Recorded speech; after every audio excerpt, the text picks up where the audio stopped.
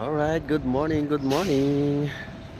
So, nandito tayo ngayon sa Subic Bay. So, kasama ko nga pala ngayon sila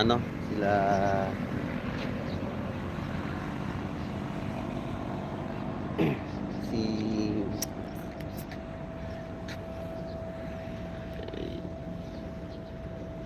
So, ayan, nasa Subic Bay tayo ngayon. Idol! Alam mo doon sa kabila, dami nilang huli. May mga kahapon daw dami nilang huli sa Maral tsaka. Ngayon meron silang huli anong tawag dito yung kulay puti na isda, yung latab. Bali. Oo, tribali ba 'yan? Sino ba? Nangalahati na yung color niya. Ngayon pa lang? Ayan o, kumakain sa kanila.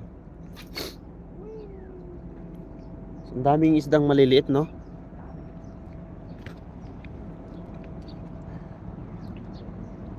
Pero yung yung oo, naka-live ako ngayon sa YouTube channel ko.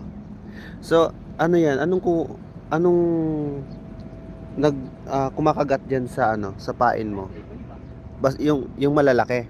Oo, kasi malaki yung pain.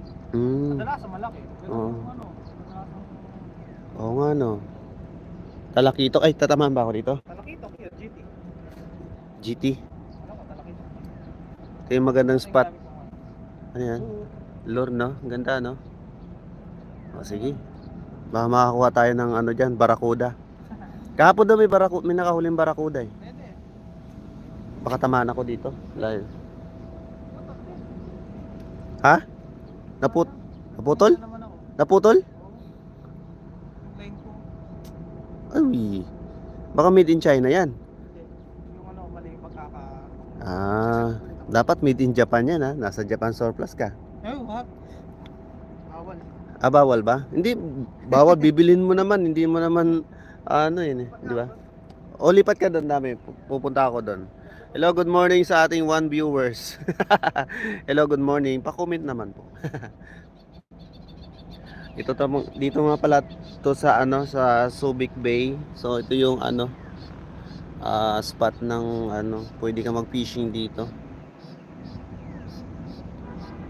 Buti maganda yung panahon ngayon, no? Pero ang dami ditong isdang na ang tawag dito sa amin sa probinsya sa Masbate, guno. Marami pong guno.